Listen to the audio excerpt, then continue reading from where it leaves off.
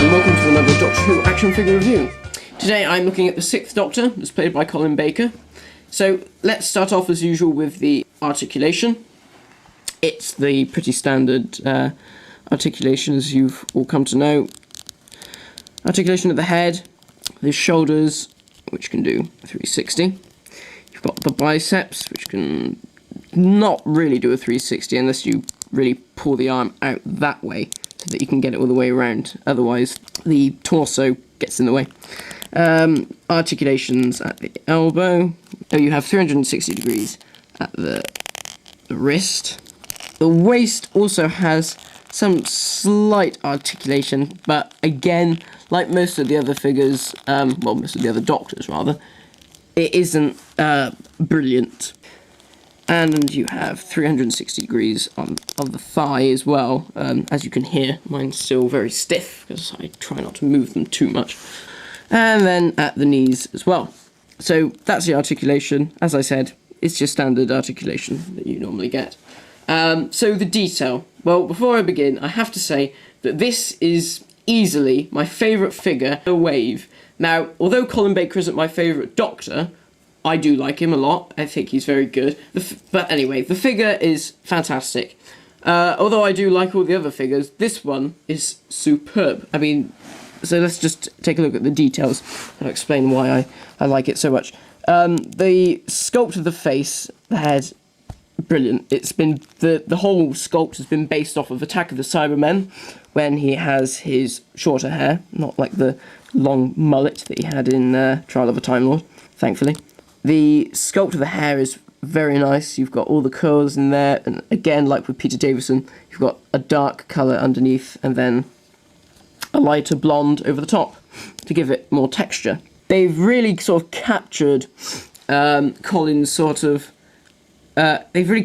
personality in the sculpt.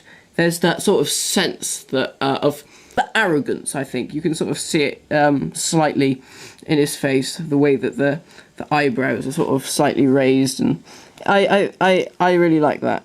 You've got the question marks still on the collar. They kept that. They've got the cravat very nice, and all the polka dots there. No white paint in there where there should be, really, because that's where his shirt is. Nothing major. I suppose you can always get a bit of white paint and paint it in. It was painted on the prototype, but they did have to change a few things for this figure from prototype to production because it's just so complicated. The waistcoat is as is on screen. You've got the two different patterns on either side.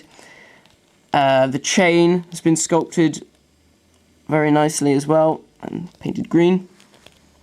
You've got the pinstripe trousers and his shoes, very nice. I mean, they've even had the sort of strap go around the bottom.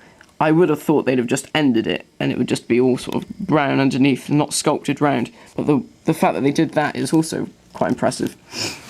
But the coat is what really impresses me, because his coat is such a complicated mishmash of so many colours.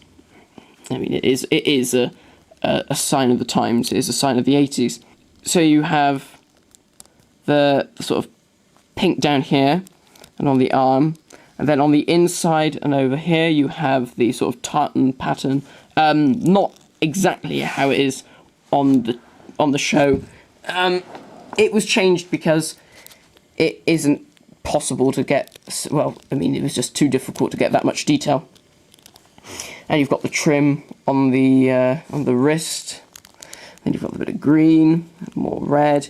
Then you have a checkered pattern for the pockets. The flaps of the pockets have been sculpted. And then around the back, you've got the green.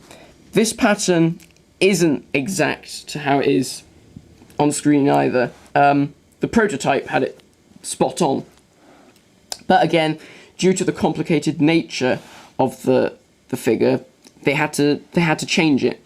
But I mean, it still looks very good. They sculpted this bit on with the buttons. You've got and you've got a different pattern at the bottom, and then another shade of pink, and then another shade of pink that matches up with that. and again the pocket flaps with the checkered, and again the tartan and the yellow trim.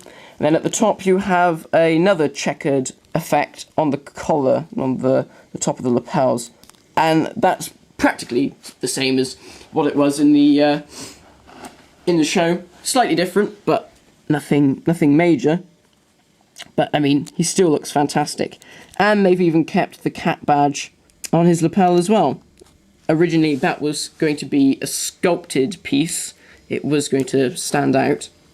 But again, due to the technical side of things and money, it was easier just to have it painted on rather than a fully sculpted part of the costume. And he comes with one accessory, again showing that it's from Attack of the Cybermen.